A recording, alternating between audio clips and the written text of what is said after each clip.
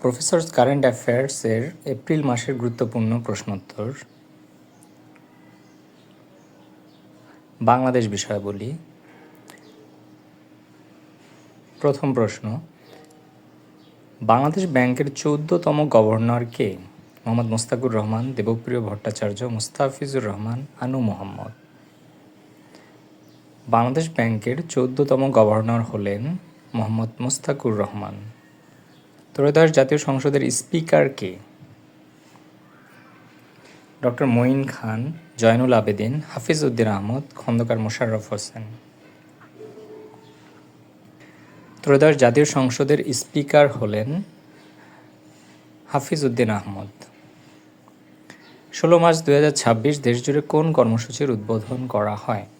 Family card, বৃক্ষরোপণ কর্মসূচি, কৃষক কার্ড, খাল খনন কর্মসূচি।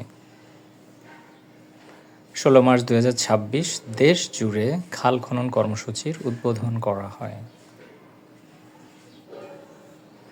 কোন জেলার গ্রাম থেকে খাল খনন কর্মসূচির উদ্বোধন করা হয়? রাজশাহী, দিনাজপুর, বগুড়া, পাবনা। দিনাজপুর জেলার কাহারোল উপজেলার একটি গ্রামে খাল খনন কর্মসূচির উদ্বোধন করা হয়। বাংলাদেশ সবচেয়ে বেশি এলএনজি আমদানি করে কোন দেশ থেকে? রাশিয়া, ভারত, যুক্তরাষ্ট্র, কাতার। সঠিক উত্তর হচ্ছে কাতার। বাংলাদেশ সবচেয়ে বেশি এলএনজি আমদানি করে কাতার থেকে। নিচের কোন ব্যক্তি 2026 সালের স্বাধীনতা পুরস্কার লাভ করেন? তাজউদ্দিন আহমদ, ডক্টর মোহাম্মদ ইউনূস, বেগম খালেদা জিয়া, জিয়াউর রহমান। 2026 সালে স্বাধীনতা পুরস্কার লাভ করেন বেগম খালেদা জিয়া। মাথাপিছু জিডিপি কত মার্কিন ডলার? 2643 মার্কিন ডলার, 2662 মার্কিন ডলার, 2625 মার্কিন ডলার, 2769 মার্কিন ডলার। সঠিক উত্তর 2625 মার্কিন ডলার। মাথাপিছু আয় কত মার্কিন ডলার? এর আগে ছিল মাথাপিছু জিডিপি, যেটা হচ্ছে 2625 মার্কিন ডলার। মাথাপিছু আয় কত মার্কিন ডলার? 2643 মার্কিন ডলার, 2662 মার্কিন ডলার, 2625 মার্কিন ডলার, 2769 মার্কিন ডলার। বাংলাদেশের মাথাপিছু আয় এই মুহূর্তে 2769 মার্কিন ডলার। জিডিপি প্রবৃদ্ধির হার কত? 3.49%, 4.90%, 5%, 6.1%। সঠিক উত্তর 3.49%। কৃষি খাতে অবদানের হার কত? 10.94%, 11.03%, 12.47%, 13.47%। কৃষি খাতে অবদান 11.03%। প্রথম ও একমাত্র ব্যক্তি হিসেবে কে 2বার স্বাধীনতা পুরস্কার লাভ করেন? ডাক্তার মোহাম্মদ জাফরুল্লাহ চৌধুরী, কবি জসিমউদ্দিন, এমএজি ওসমানী, ডক্টর মোহাম্মদ ইউনূস।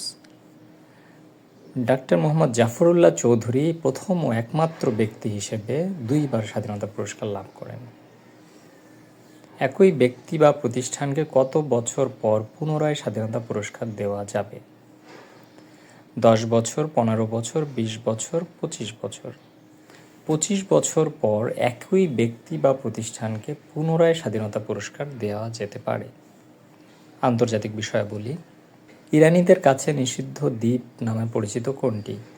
তুম্ব দ্বীপ, খাড়ক দ্বীপ, আবু মুসা দ্বীপ, কিস দ্বীপ। ইরানিদের কাছে নিষিদ্ধ দ্বীপ নামে পরিচিত খাড়ক দ্বীপ।